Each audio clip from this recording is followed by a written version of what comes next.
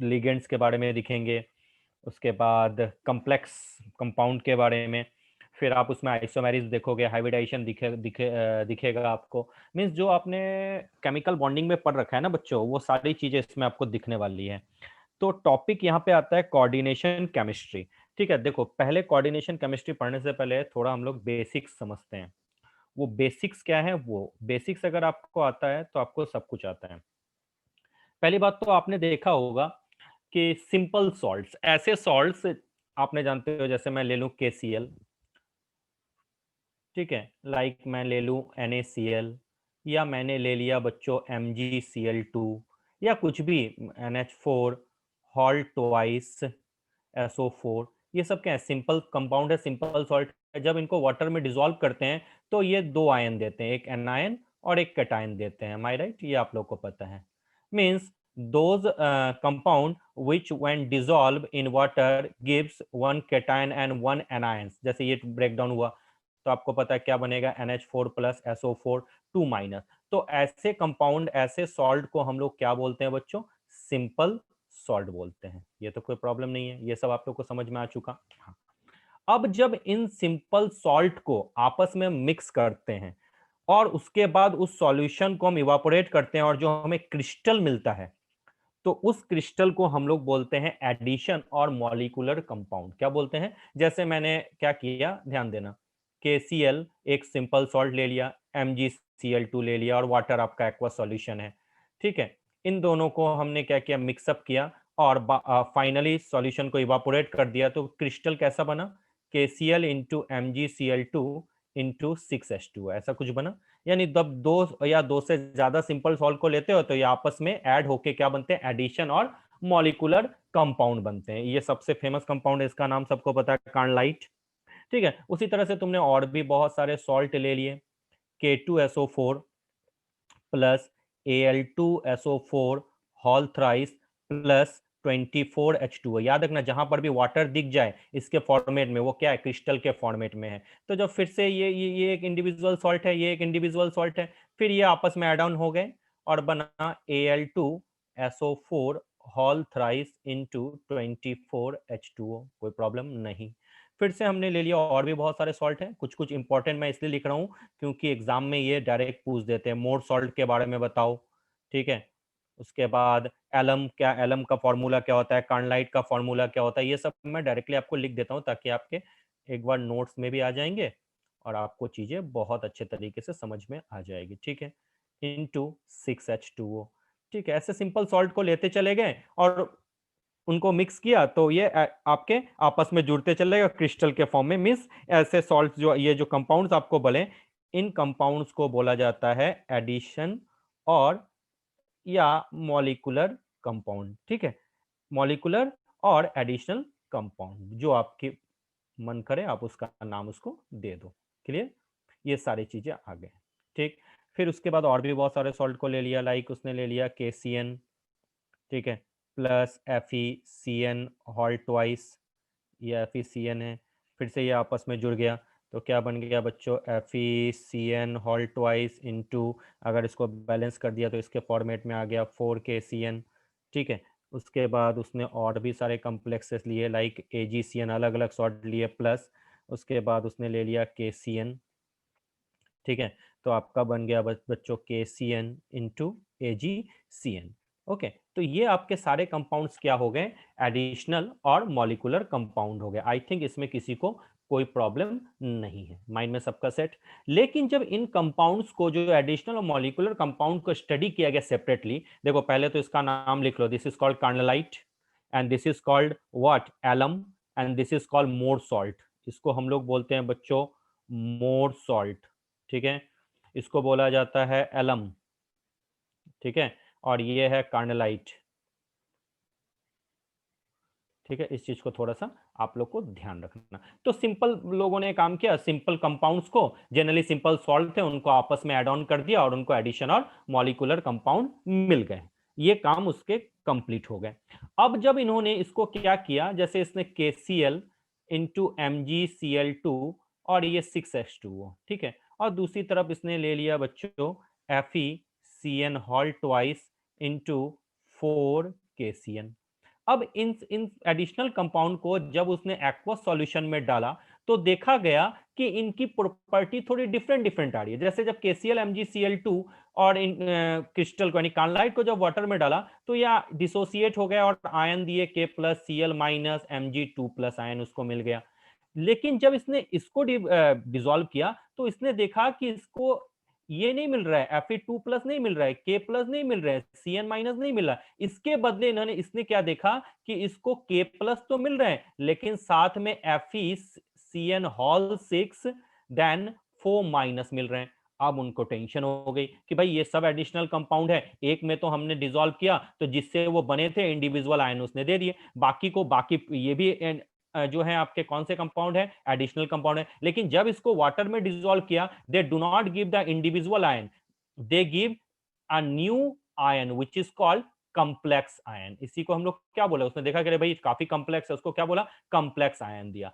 तो फर्दर साइंटिस्टों ने, फर्दर लोगों ने बोला कि एडिशन कंपाउंड की एक ही नेचर के नहीं होते, दो अलग अलग तरीके के होते हैं। एक ऐसा एडिशन कंपाउंड जिसको वाटर में डिसॉल्व करें तो वो अपने इंडिविजुअल कंस्टिट्यूएंट्स में ब्रेक डाउन हो जाए। जैसे इस KCl into MgCl2 into 6H2O को डिसॉल्व किया तो ये बिल्कुल जिससे ये बने थे वही आयन दे दिए।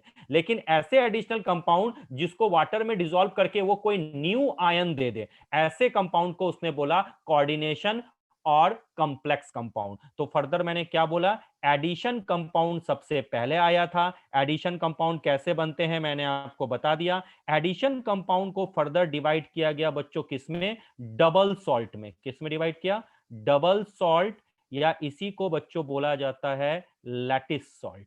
ठीक है, डबल सॉल्ट देखो ना, KCl एक सॉल्ट है, MgCl2 एक सॉल्ट है, K2SO4 एक सॉल्ट है, Al2SO4 सॉल्ट है, तो दो सॉल्ट मिल गया तो डबल सॉल्ट बोल दिया। और दूसरा डिवाइड किया गया बच्चों कोऑर्डिनेशन कॉम्प्लेक्स में। किसमें डिवाइड किया गया, कोऑर्डिनेशन कॉम्प्लेक्स में। इस कोऑर्डिनेशन कॉम्प्लेक्स, कोऑर्डिनेशन कंपाउंड या कोऑर्डिनेशन कॉम्प्लेक्स बोलो, जो तुम्हारी इच्छा बोले, या डायरेक्टली तुम इसको कॉम्प्लेक्स कंपाउंड भी बोल सकते हो। क्लियर, माइंड में सबका सेट। तो अगर कोई पूछे एडिशनल कंपाउंड कैसे बनते हैं तो सीधा सीधा बोल देना कि जब दो सिंपल सॉल्ट या सिंपल कंपाउंड को हम मिक्स करते हैं तो, और उसके बाद सॉल्यूशन को इवापोरेट करने के बाद जो क्रिस्टल फॉर्मेट होता है, that is called additional and molecular compound. Addition और मॉलिक्यूलर कंपाउंड दो टाइप के होते हैं, डबल सॉल्ट और लैटिस सॉल्ट, या सेकंड होते हैं कोऑर्डिनेशन कंपाउंड या कोऑर्डिनेशन कॉम्प्लेक्स या कॉम्प्लेक्स कंपाउंड। दोनों के बीच में डिफरेंस क्या है, ऐसे कंपाउंड, ऐसे सॉल्ट जिसको वाटर में डिसॉल्व करने के बाद वो अपनी इंडिविजुअल आइडेंटिटी फिर से शो करने लगते हैं, मतलब जिससे वो बने थे वो आयन फिर से शो करे, these are called double salt. और ऐसे एडिशन कंपाउंड जो न्यू आयन का फॉर्मेशन करे उनको बोलते हैं कोऑर्डिनेशन कॉम्प्लेक्स और सिंपली कॉम्प्लेक्स कंपाउंड। माइंड में सबका सेट। अब इसका डेफिनेशन लिखो अपने तरीके से। चलिए डेफिनेशन लिखें। पहला पहला डेफिनेशन लिखिए, एडिशन कंपाउंड। एडिशन कंपाउंड का डेफिनेशन लिखिए, when solutions containing when solution containing two or more simple when solution containing two or more simple stable compounds two or more simple stable compounds in molecular proportion in molecular proportion are allowed to ALLOWED are allowed to evaporate, comma, crystals of new substance are obtained. Crystals of new substance are obtained. These substance are called molecular or addition compound. These substance are called molecular और addition compound. Mind में सबका set. ठीक है, अब addition और molecular compound को कितने type में डिवाइड किया गया, दो टाइप में। डबल सॉल्ट का डेफिनेशन लिखिए, मिस नहीं होना चाहिए। मैं बिल्कुल क्लासरूम टीचिंग करवाता हूं, जैसे क्लासरूम में भी सब टीचर्स हम लोग बोल बोल के लिखाते हैं ना, बिल्कुल मैं यहां पर भी डिजिटल क्लासरूम में यही कर रहा हूं ताकि आपको कंप्लीटली फील हो जाए। लिखिए डबल सॉल्ट, डेफिनेशन लिखो, समझा तो दिया मैंने, ठीक है, लिखो double salt. The addition compounds the addition compounds which are stable in solid state मतलब ये अगर कार्नलाइट बोले तो ये तो स्टेबल है, बिल्कुल। मोर सॉल्ट बोले स्टेबल है लेकिन सॉलिड स्टेट में, लेकिन डिसॉल्व करें तो इंडिविजुअल आयन देता है। तो क्या बोला मैंने, the addition compounds which are stable in solid state, which are stable in solid state but are broken down, but are broken down into individual constituents, but are broken down into individual constituents when dissolved in water, when dissolved in water are called, are called double salt or lattice salt, double salt or lattice salt और lattice compound, और lattice compound. Example लिख लो, carnallite, Mohr salt, alums etcetera, carnallite, Mohr salt, alum etcetera, full stop. Their solution have the same properties, their solutions have the same properties as the mixture, as the mixture of individual compound, as the mixture of the individual compound। Means जब कार्नलाइट को हम water में डालते हैं, ठीक है, तो उस सॉल्यूशन की प्रॉपर्टी बिल्कुल वही होगी जो KCl और MgCl2 की होगी। मीन्स इनकी प्रॉपर्टीज में कोई चेंज नहीं होता। उसी तरह से जब जब हम लोग मोर सॉल्ट को डालते हैं FeSO4 और NH4 halt twice SO4 into 6H2O, तो ये किसकी प्रॉपर्टी शो करेगा, FeSO4 की और NH4 हॉल्ट ट्वाइस SO4 की ये प्रॉपर्टी शो करेंगे। समझ में आया? तो ऐसे सॉल्ट को हम लोग क्या बोलते हैं, डबल सॉल्ट बोला जाता है या लैटिस कंपाउंड बोला जाता है। इस चीज को कभी मत भूलना, याद रखना। डबल सॉल्ट में कभी भी आपको न्यू आयन का फॉर्मेशन नहीं होगा, वही आयन बनेंगे जिससे वो मिलकर बने थे, लाइक जैसे कार्नलाइट में बताया। अब लिखिए नेक्स्ट, कोऑर्डिनेशन और कॉम्प्लेक्स कंपाउंड। डेफिनेशन लिखिए, कोऑर्डिनेशन और कॉम्प्लेक्स कंपाउंड कॉपी में लिखा करो बच्चों। कोऑर्डिनेशन और कॉम्प्लेक्स कंपाउंड, डेफिनेशन लिखिए, the addition compound, the addition compound in which, in which some of the constituents ion, in which some of the constituents ion or molecules, or molecules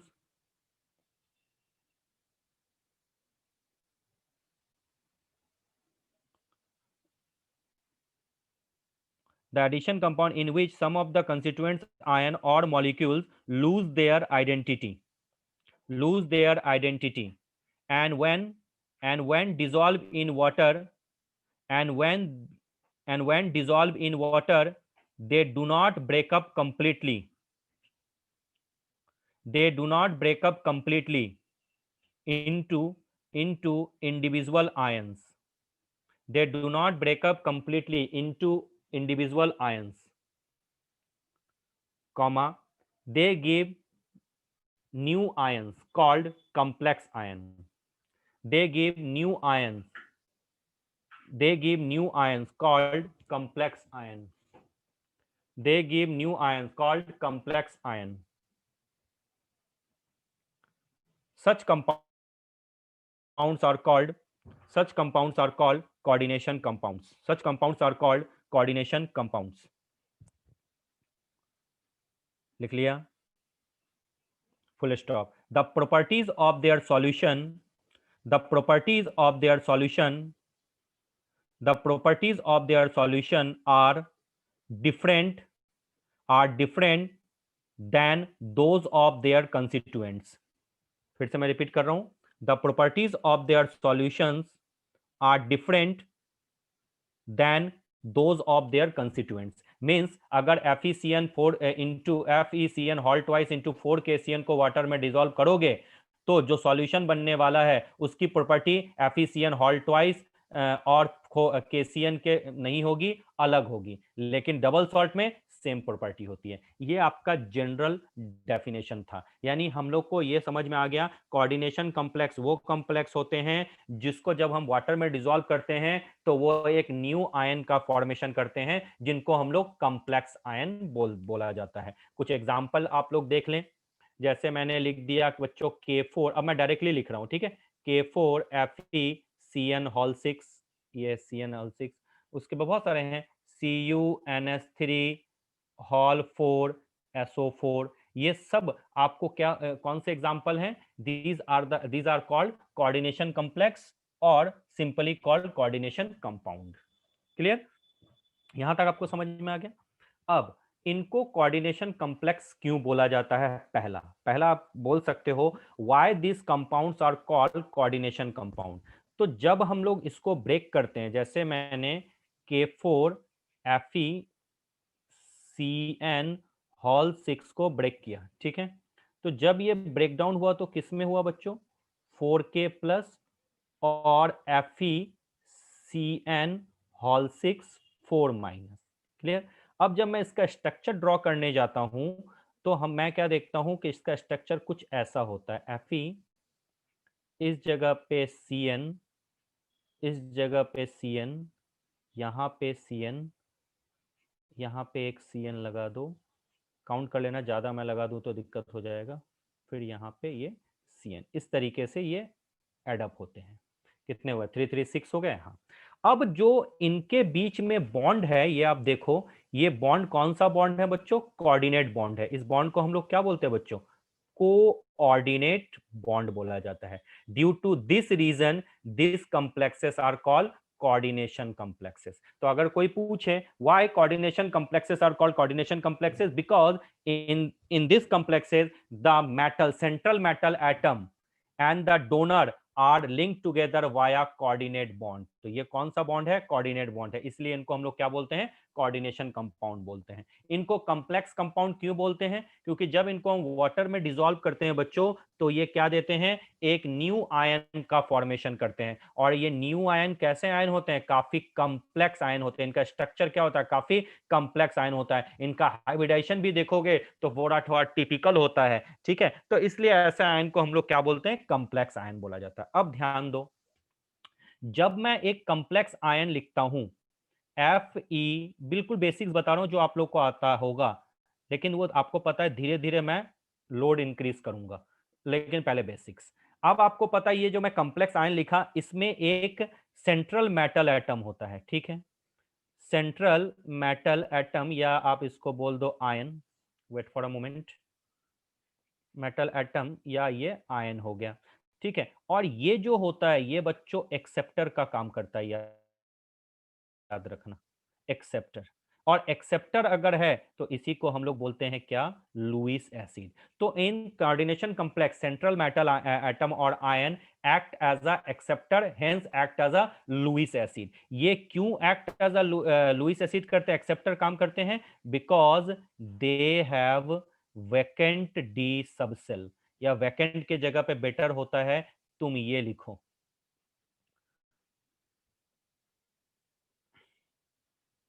pardon, they have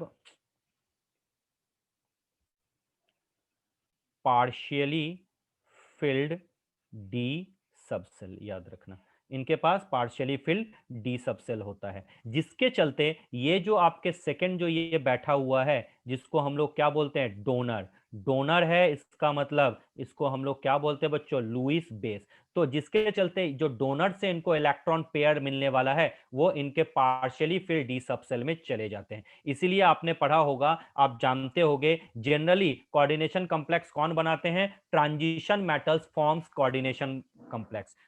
क्यों बनाते हैं? क्योंकि transition metals में vacant D subshell होते हैं, जिसके चलते ये जो डोनर से मिलने वाला इलेक्ट्रॉन पेयर है वो इजीली एक्सेप्ट करते हैं। और दोनों के बीच में कौन सा बॉन्ड होता है बच्चों?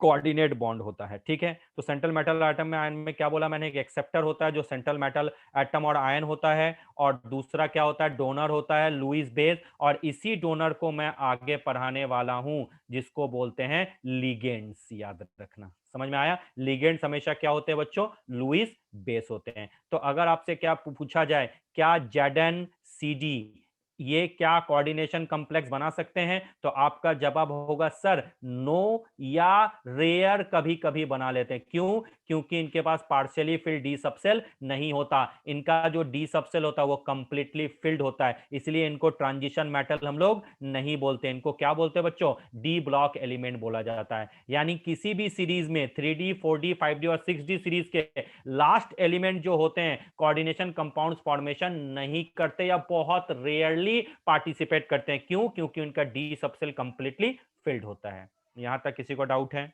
माइंड में सबका सेट हो गया? बिल्कुल।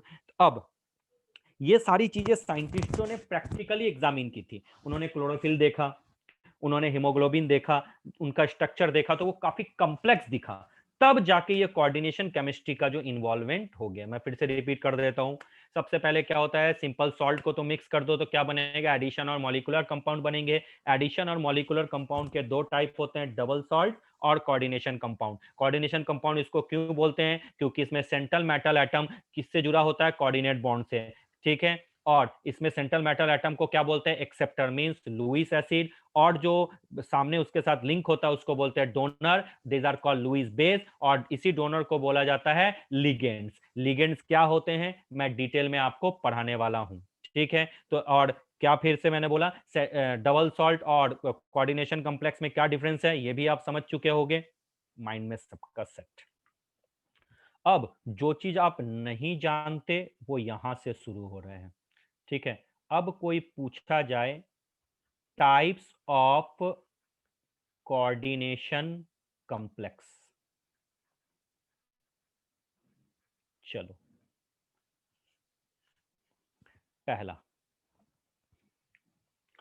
पहला type, complex containing coordination compound containing complex cation. क्या बोला मैंने, coordination compound containing complex cation. तो जैसे अगर मैं लिख दूं CuNH3 हॉल 4SO4, ध्यान से समझना बच्चों, अगर ये ब्रेकडाउन आपका हो रहा है तो किस में हो जाएगा बच्चों, CuNH3 हॉल 4 2+ और SO4 2-। तो जो पहला टाइप है उसको बोला जाता है कैट आयनिक कॉम्प्लेक्स। क्या बोला मैंने, कैट आयनिक कॉम्प्लेक्स, इसका नॉमेनक्लेचर भी अलग होता है। दूसरा, अगर मैं लिखूं K4FeCN हॉल 6, जब ये ब्रेक डाउन होता है तो बंद, भाई बच्चों मैं इक्विलिब्रियम एस्टेब्लिश नहीं कर रहा हूँ, ठीक है, नॉर्मल मैं दिखा रहा हूँ, ठीक है, वो बाद में बताऊंगा, ठीक है। FeCN हॉल 6 बैन 4-, ठीक है। इसको हम लोग देखो, ये जो बना इसके ऊपर कौन सा चार्ज है, माइनस का चार्ज है, तो इसको बोला जाता है, अरे अरे बंद करो बंद करो माइक बंद करो, थोड़ी काम छोड़ तो भाई, माइक बंद करो नुपुर, ठीक है। तो क्या बोला मैंने, एनायनिक कॉम्प्लेक्स जो एनायन देते हैं। उसके बाद आप देखोगे, मैं एक ऐसा एग्जांपल लिखता हूं, CONH3 हॉल 6, ठीक है, CONH3 hall 6 into CrC2O4 hall thrice. अब इसको क्या बोलेंगे, इसमें कैटायन भी है एनायन भी है, यानी कॉम्प्लेक्स कंटेनिंग या कंपाउंड कंटेनिंग, एक मिनट पार्डन, देखो ध्यान से समझते जाना,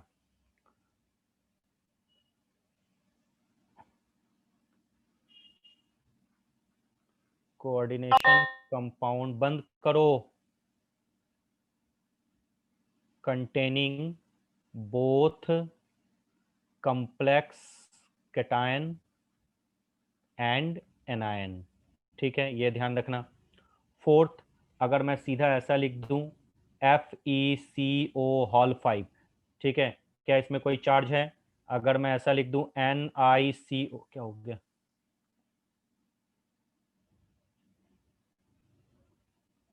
अच्छा ठीक है कोई ना, ये देखो FeCO हॉल 5 NiCO हॉल, क्या इस पे कोई प्लस माइनस चार्ज है, नहीं, इसको हम लोग बोलते हैं न्यूट्रल कॉम्प्लेक्स। क्या बोलते हैं बच्चों, न्यूट्रल कॉम्प्लेक्स। अब एक चीज याद रखना, इन सब का जब IUPAC नेमिंग करोगे तो सबके लिए अलग अलग रूल आता है, ये शायद आप लोग पढ़ चुके हो, तो इसीलिए ये बहुत ज्यादा आपको इंपॉर्टेंट बन जाता है। पहले cationic complex, anionic complex, coordination compound containing both complex cation and anion, और दूसरा जो लास्ट चौथा नंबर है वो न्यूट्रल कॉम्प्लेक्स है। यहां तक किसी को प्रॉब्लम है? नहीं। ये फर्स्ट टाइप हो गया। अब एक मिनट, जो ये फर्स्ट तरह का हम लोगों ने टाइप बोल दिया। अब दूसरा, दूसरा होता है परफेक्ट कॉम्प्लेक्स, और उसी में होता है फर्स्ट, और सेकंड होता है इम्परफेक्ट कॉम्प्लेक्स। ध्यान से समझना बच्चों। परफेक्ट कॉम्प्लेक्स ऐसे कॉम्प्लेक्स होते हैं जिसमें जो कॉम्प्लेक्स आयन होते हैं वो डिसोसिएट होते ही नहीं है, यानी उसका जो स्टेबिलिटी होती है वो बहुत ही ज्यादा होती है, मींस उसको तोड़ पाना बहुत ही मुश्किल होता है। तो ऐसे कॉम्प्लेक्स को हम लोग बोलते हैं परफेक्ट कॉम्प्लेक्स। जैसे अगर मैं लिख दूं K4FeCN होल 6, क्लियर बच्चों? जब आपको पता है ये ब्रेकडाउन होगा तो क्या बनेगा, 4K plus plus FeCN whole 6 4 minus. ठीक है, ये कॉम्प्लेक्स आयन क्यों है? क्योंकि ये जो कैटायन है या एनायन है ये काफी स्टेबल होते हैं, लेकिन कभी कभी ऐसा देखा जाता है कि ये भी फर्दर डिसोसिएट होने लग जाता है। तो ये वाला जो आपका कॉम्प्लेक्स आयन है, अगर उसकी स्टेबिलिटी थोड़ी कम हो, यानी उसमें डिसोसिएशन के चांसेस हो जाए, तो ऐसे कॉम्प्लेक्स को बोलते हैं इम्परफेक्ट कॉम्प्लेक्स। लेकिन जिसमें अगर डिसोसिएशन ना के बराबर हो या बहुत कम हो, ऐसे कॉम्प्लेक्स को बोलते हैं परफेक्ट कॉम्प्लेक्स। समझ में आ गया क्या बोला? परफेक्ट कॉम्प्लेक्स का डेफिनेशन लिखिए। Those in which those in which complex ion those in which complex ion is fairly stable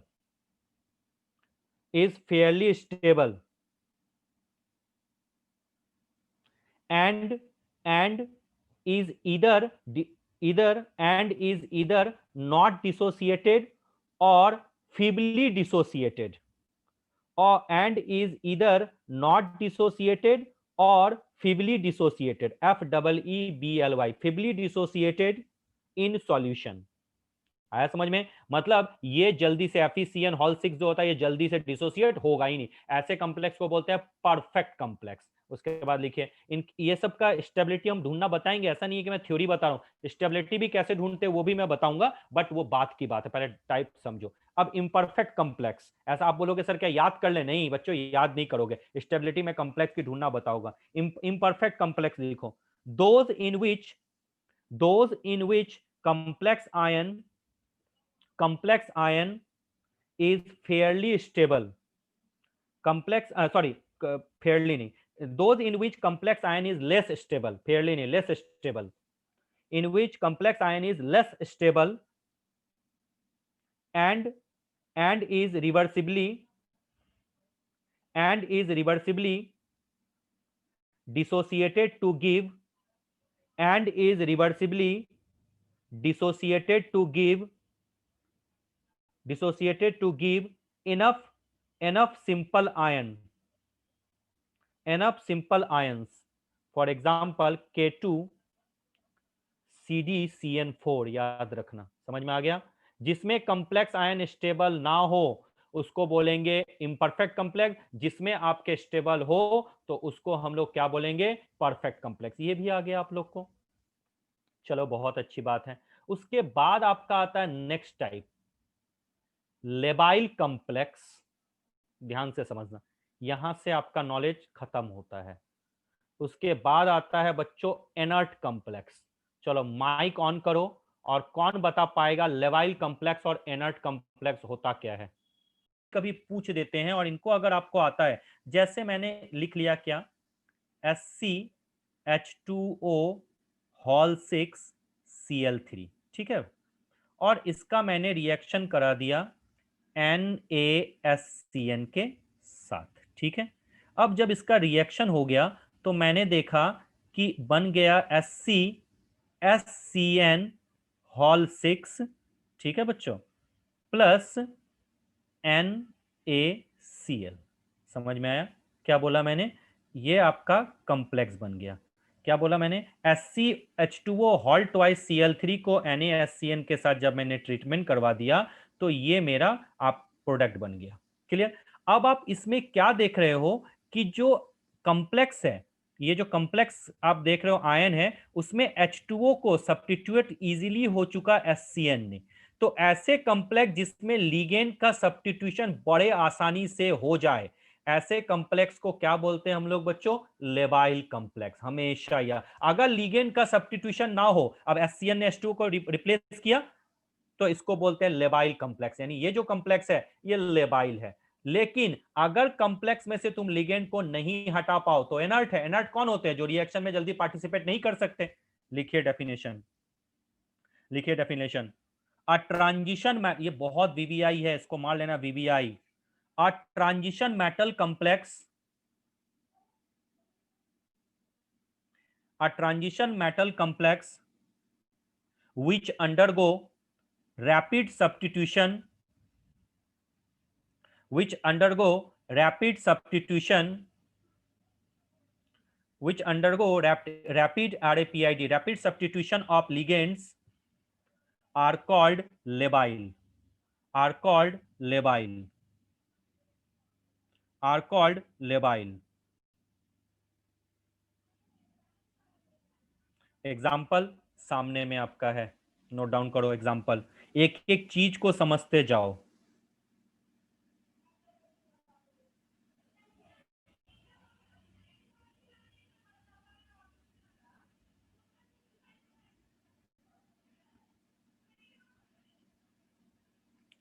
लिख लिया एग्जाम्पल, सबने लिख लिया, वैलेंसी चेक कर लेना, ठीक है। तो जिसमें लिगेंड सब्स्टिट्यूशन इजीली हो जाए उसको लेबाइल कॉम्प्लेक्स बोलते हैं। अब एग्जांपल लिख लो, ये पूरा रिएक्शन लिख लो, उसके नीचे लिखो, in labile complex, in labile complex metal ligand bonds, in labile complex metal ligand bonds can be broken easily. In labile complex metal ligand bonds, जो मेटल और लिगेंड के बीच में कोऑर्डिनेट बॉन्ड होता है ना, are weak, metal ligands bond are weak and can be broken easily. समझ में आया, यानी ऐसे कॉम्प्लेक्स जिसमें मेटल लिगेंड बॉन्ड को तोड़ना आसान हो, जिसमें लिगेंड सब्स्टिट्यूशन बहुत इजी हो, उनको बोला जाता है लेबाइल कॉम्प्लेक्स। माइंड में सबका सेट हो गया। चलिए अब लिखे इनर्ट कॉम्प्लेक्स, अब लिखिए बच्चों इनर्ट कॉम्प्लेक्स, इनर्ट कॉम्प्लेक्स लिख लिया, लिखिए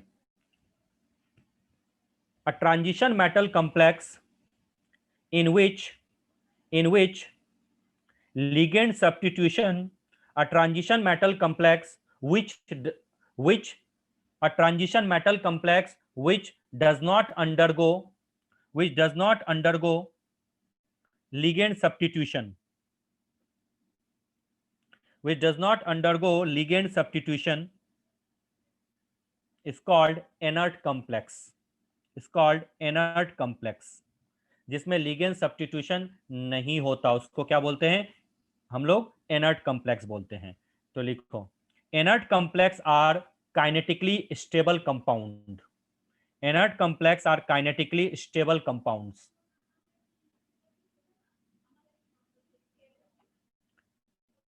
काइनेटिकली स्टेबल कंपाउंड, ठीक है, ठीक है, full stop. For an inert complex, for an inert complex, comma, it is large activation energy, it is large activation energy, it is large activation energy which prevent ligand substitution। तो अगर कोई पूछे क्यों ligand substitution नहीं होता तो बोलोगे उसकी एक्टिवेशन एनर्जी ज्यादा होती है। तो क्या बोलोगे, for an inert complex comma it is large activation energy which prevents ligand substitution. आ गया समझ में।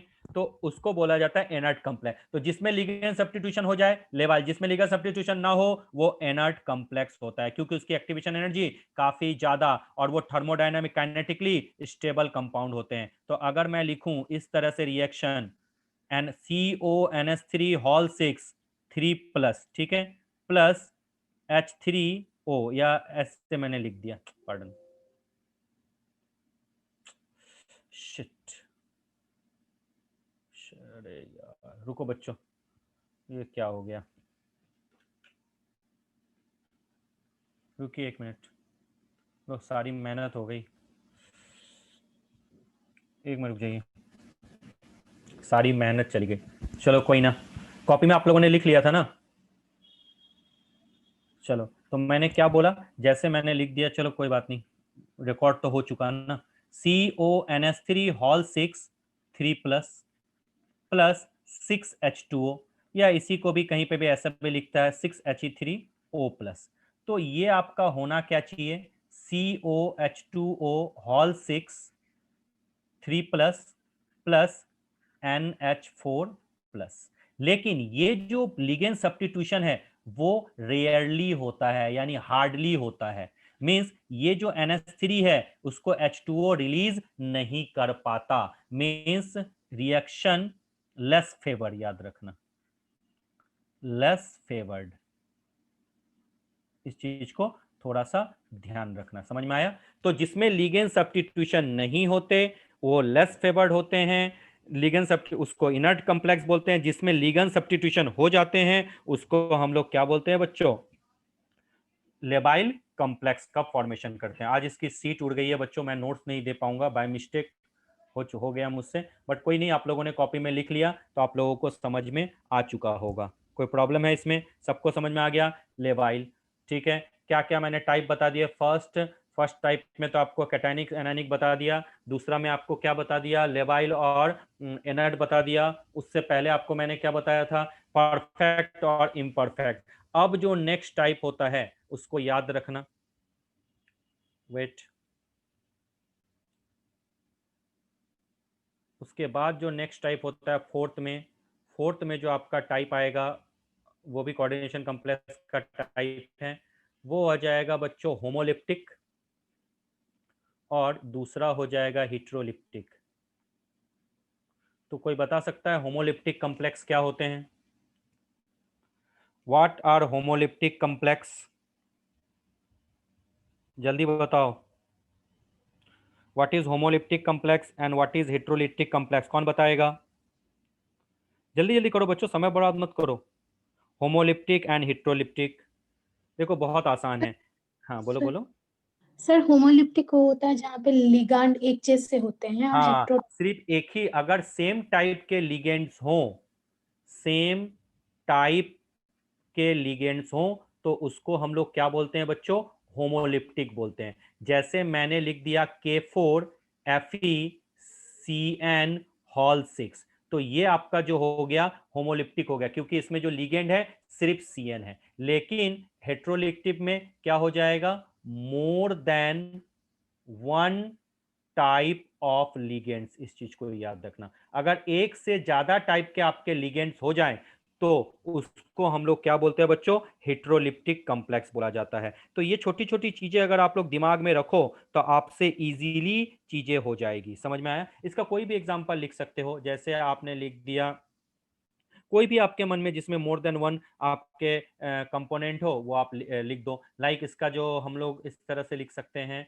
लाइक ऐसे लिख दो ना, K4FeCN हॉल 5Cl, या इसी को हम लोग ऐसे भी तो लिख सकते हैं, यहाँ से मैंने ये हटा दिया और मैंने लिख दिया CN4Cl2। More than one type of ligand है तो हेट्रोलिप्टिक है। क्या सबको समझ में आ गया? यहां तक किसी को डाउट है तो एक बार, वन डोनर एटम हो विच contain at least one donor atom, याद रखना। और उस डोनर एटम मतलब उस डोनर एटम के पास क्या हो बच्चों, एटलीस्ट एक लोन पेयर ऑफ इलेक्ट्रॉन्स हो, तो उसको हम लोग क्या बोलते हैं बच्चों, लिगेंड्स बोलते हैं। ये चीजें आप लोग को माइंड में सेट रखनी होगी कि इसको हम लोग क्या बोलते हैं, लिगेंड्स का फॉर्मेशन कहते हैं। फिर से मैं बोल रहा हूं, दोज दोज कंपाउंड्स और दोज मॉलिक्यूल्स और ions which contain at least one donor atom are called ligands, ठीक है।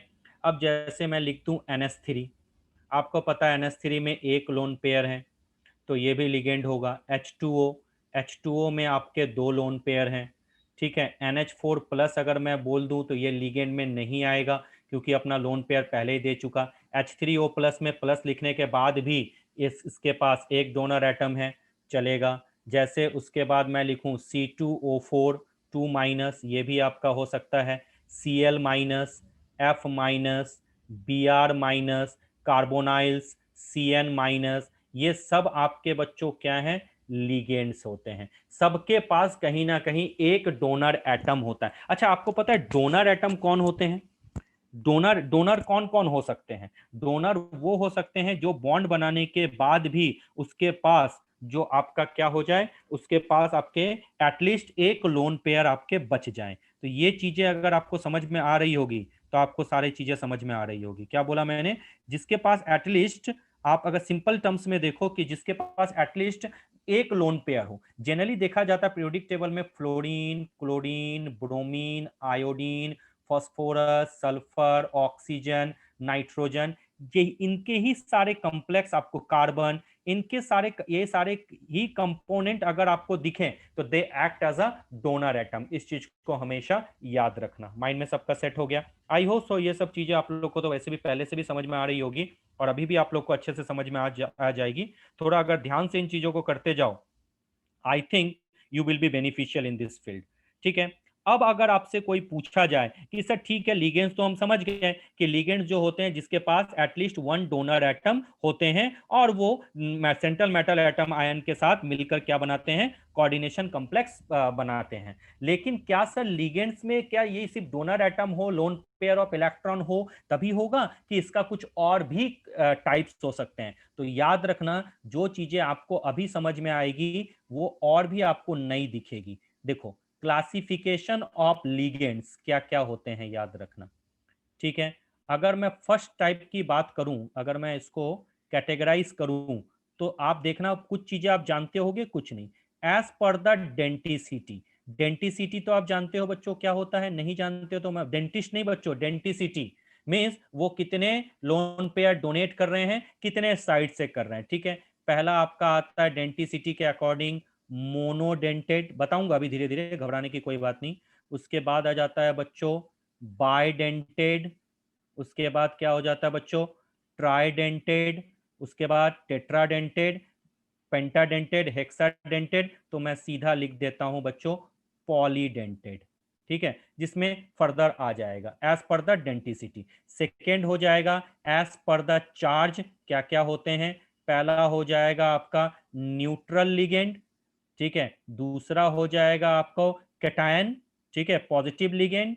और तीसरा आपका हो जाएगा क्या, नेगेटिव लिगेंड। और थर्ड जो है सबसे ज्यादा इंपॉर्टेंट है, lone pair of electron donating और एक्सेप्टिंग, डोनेटिंग और एक्सेप्टिंग। अब आप बोलोगे सर लिगेंड तो डोनेट करता है और आप कह रहे हो एक्सेप्टिंग, यस, उसमें ही आ जाएगा आपको क्लासिकल लिगेंड, याद रखना। और दूसरा हो जाएगा बच्चों नॉन क्लासिकल लिगेंड। किसी को कोई प्रॉब्लम है?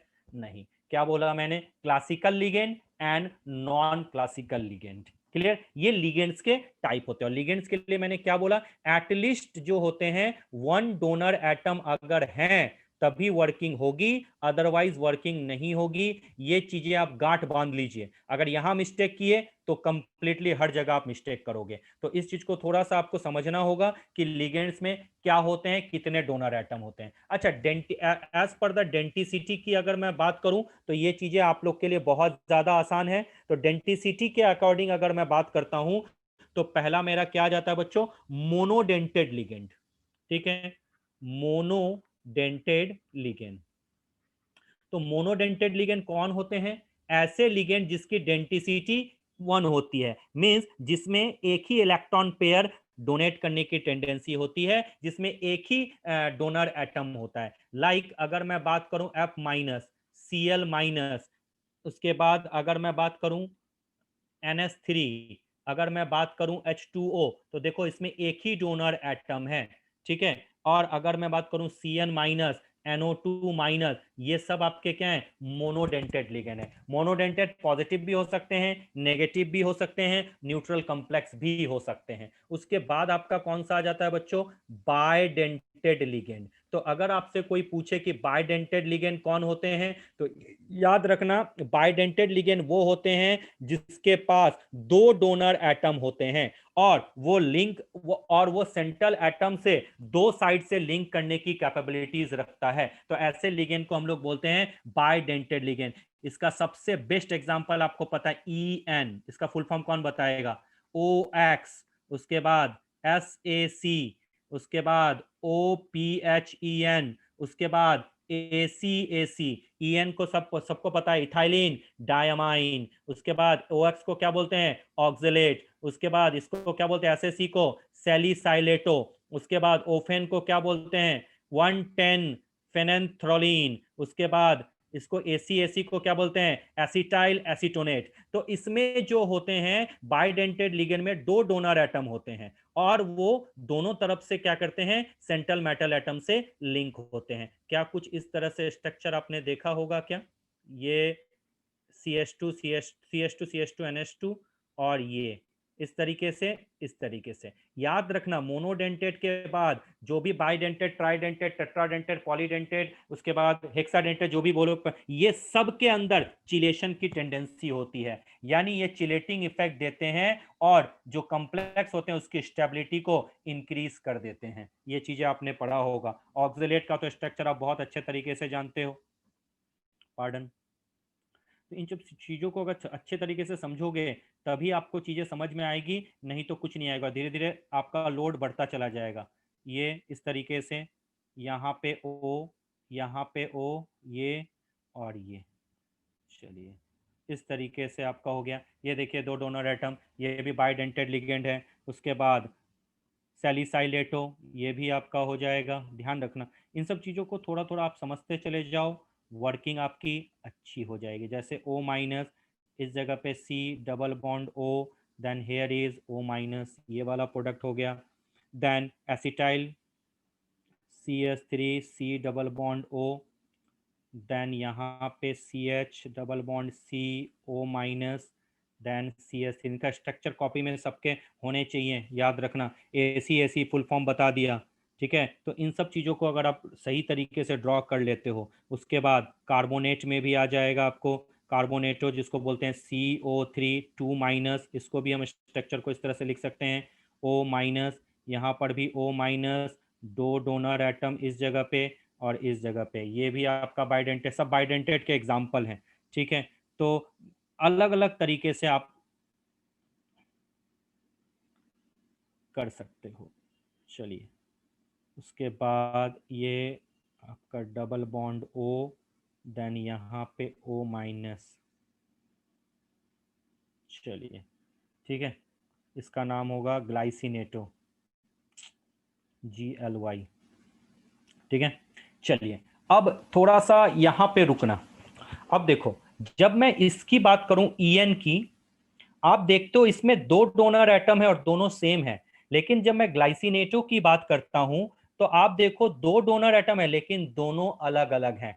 तो बाइडेंटेड लिगेंड दो तरह के होते हैं, लिखिए, symmetrical bidentate ligand and unsymmetrical bidentate ligand. लिखिए first one, bidentate ligand is of two type, symmetrical bidentate ligand. याद रखना ये बार बार इसलिए मैं पढ़ा रहा हूं कि जब मैं आइसोमेरिज बताऊंगा तब ये सारी चीजें आएंगी, तब वहां पे आप बता सकोगे कब स्क्वायर प्लानर कॉम्प्लेक्स बनेगा, कब स्क्वायर प्लानर कॉम्प्लेक्स में ज्योमेट्री आइसोमेरिज होगा या स्पेस आइसोमेरिज होगा या सिस एंड ट्रांस देगा या नहीं, वो बात की बात है। बस इतना याद रखना। सिमेट्रिकल बाइडेंटेड लिगेंड जिसमें सेम टाइप के ही डोनर एटम हो उनको सिमेट्रिकल बोलते हैं, लेकिन दो डोनर एटम अगर डिफरेंट हो तो उसको हम लोग बोला जाता है अनसिमेट्रिकल। एग्जांपल लिख देना, सिमेट्रिकल बाइडेंटेड का EN और अनसिमेट्रिकल बाइडेंटेड लिगेंड का GLY।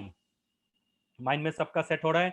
मोनोडेंटेड समझ में आ गया, बाइडेंटेड समझ में आ गया, कॉपी में नोट डाउन करते तो चलो इन चीजों को। उसके बाद आ जाता है बच्चों आपका ट्राइडेंटेड लिगेंड, उसके बाद टेट्राडेंटेड लिगेंड। उसी तरह से आप करते चले जाओगे। ट्राइडेंटेड मतलब जिसमें तीन डोनर एटम हो, ये सब चिलेटिंग इफेक्ट शो करते हैं, याद रखना। ट्राइडेंटेड लिगेंड, एक मिनट थोड़ा थोड़ा एग्जांपल सबका समझ लो।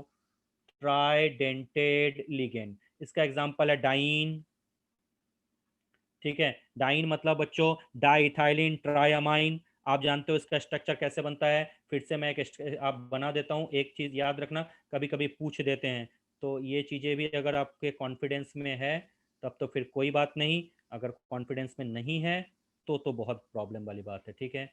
ये NH2 और इस जगह पे आपका NH2, ये डोनर, ये डोनर, ये डोनर, यहाँ पे एक H। ये देखो 3 डोनर एटम है, तो इसको हम लोग क्या बोलते हैं, ट्राइडेंटेड लिगेंड, ठीक है।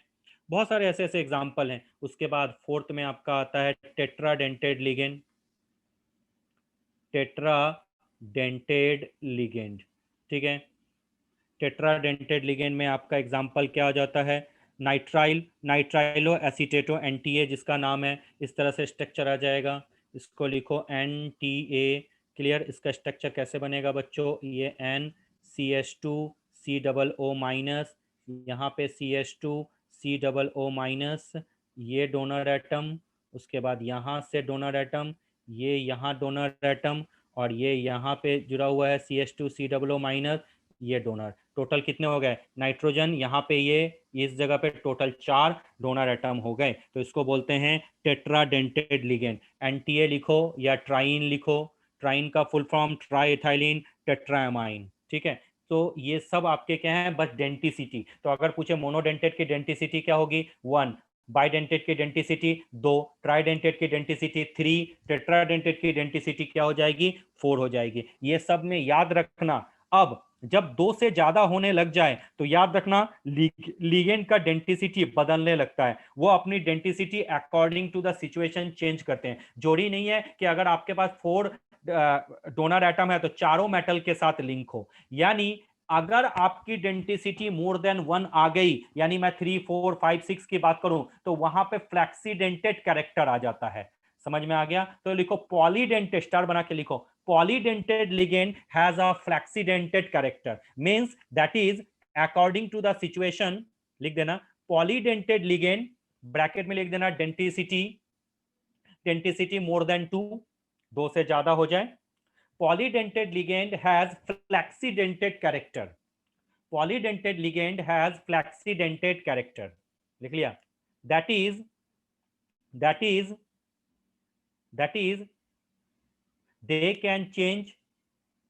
can change their denticity according to the situation।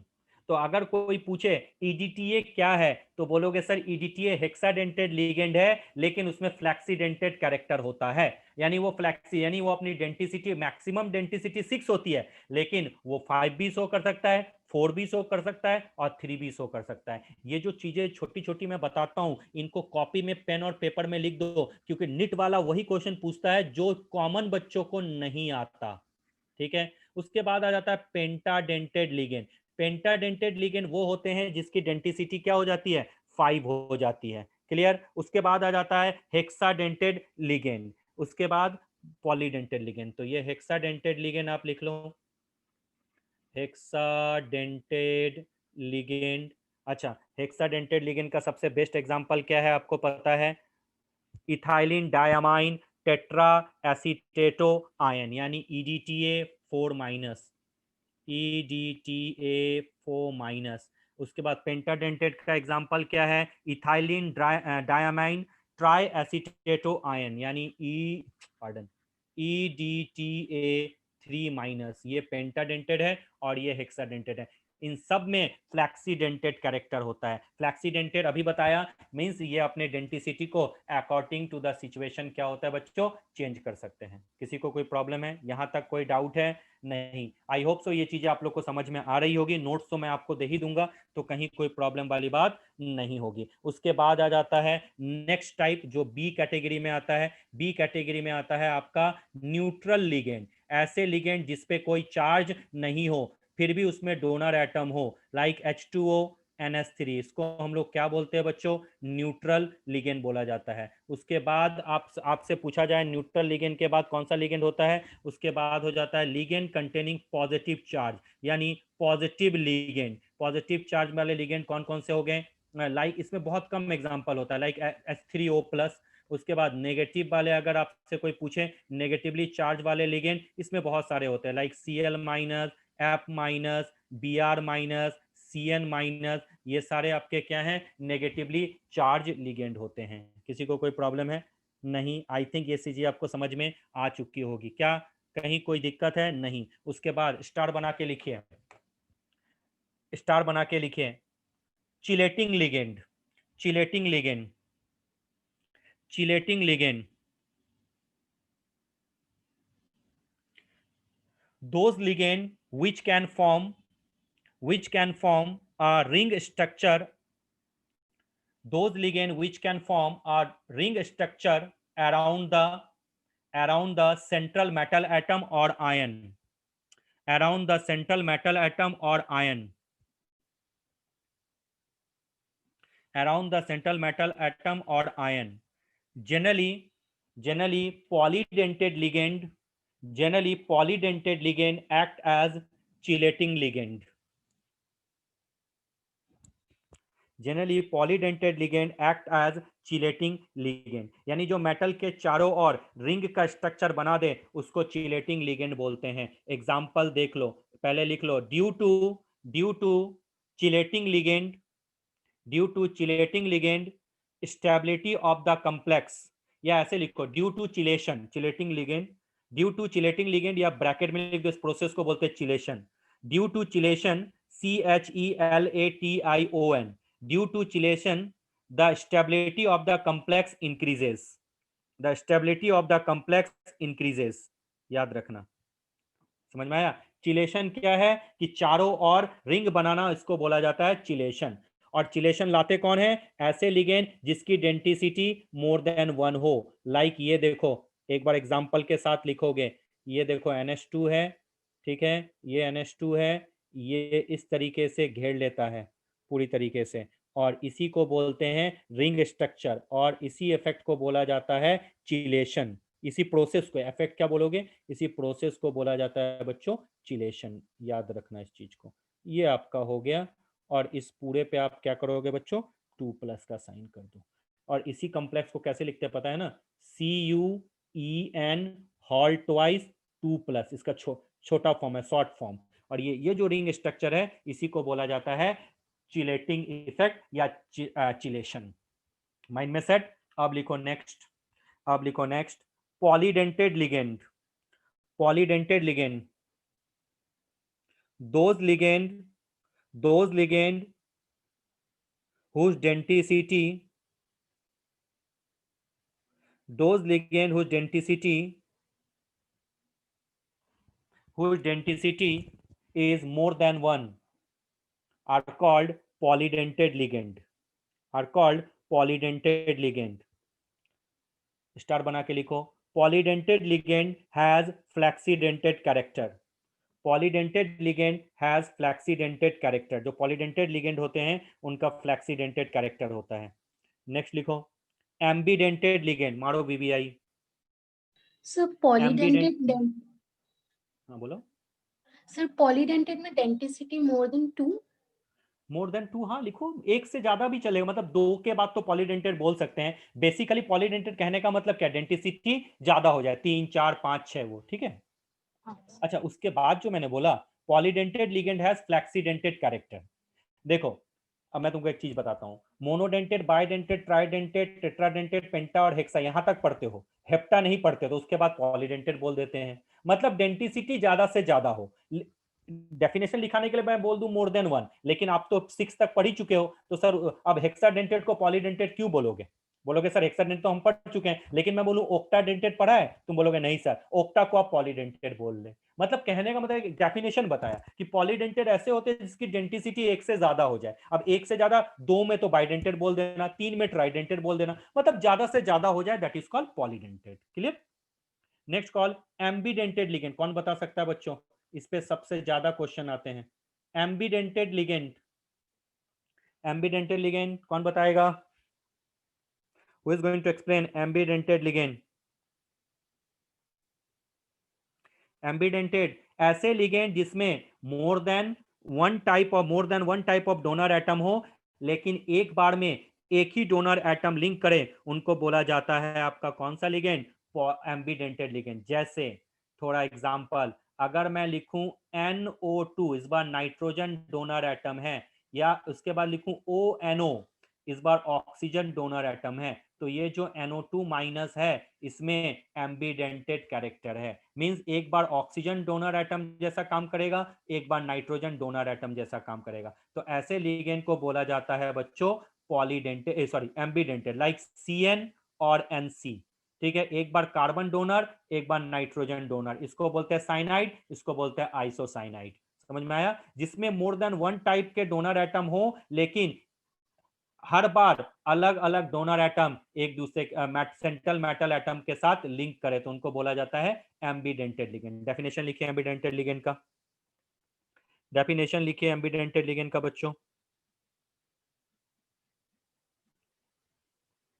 लिखिए ligand which can ligate through, ligands which can ligate, LIGATE, which can ligate through two different atom, ligate through two different atoms present in it, two different atoms present in it are called ambidented ligand, are called ambidented ligand। For example लिखो CN minus, SCN minus, NO2 minus, ये सब आपके क्या हैं, etcetera एम्बीडेंटेड ligand है। I think आप लोग को ये चीजें समझ में आ चुकी होगी। क्लियर? तो मैंने क्या बोला, मोनोडेंटेड, बाइडेंटेड, ट्राइडेंटेड लिगेंड, उसके बाद न्यूट्रल लिगेंड, पॉजिटिव लिगेंड और नेगेटिव लिगेंड। उसके बाद मैंने आपको क्या बोला कि दो और टाइप है, क्लासिकल लिगेंड और नॉन क्लासिकल। उसी में आपकी सिनर्जिक बॉन्डिंग आती है जो मैं कल बताऊंगा, आज नहीं। उसके बाद मैंने आपको क्या बताया, flexidentate ligand, chelating ligand, ambidentate ligand, polydentate ligand. जितने भी जिसकी डेंटिसिटी 2, 4, 5, 6, 7, 8 हो वो पॉलीडेंटेड है और उनका फ्लैक्सीडेंटेड कैरेक्टर होता है। तो अगर कोई पूछे EDTA हेक्साडेंटेड लिगेंड है, क्या ये अपनी डेंटिसिटी चेंज कर सकता है, बोलोगे हाँ वो अपनी डेंटिसिटी चेंज कर सकता है। सबसे बेस्ट एग्जांपल, सबसे इंपॉर्टेंट लिगेंड कौन है, एम्बीडेंटेड लिगेंड। हमेशा क्वेश्चन आते हैं, और अगर एम्बीडेंटेड लिगेंड है तो याद रखना नेमिंग भी बदल जाएगा और आइसोमरिज्म भी नया टाइप का आ जाता है। तो ये चीजें मैं आपको आगे तो बताऊंगा ही, तो ये चीजें थोड़ा सा आप ध्यान रखना है। क्लियर बच्चों? किसी को कोई डाउट है आज की क्लास में?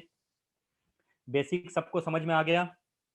कोई ऐसा स्टूडेंट अगर किसी को डाउट है तो वो पूछ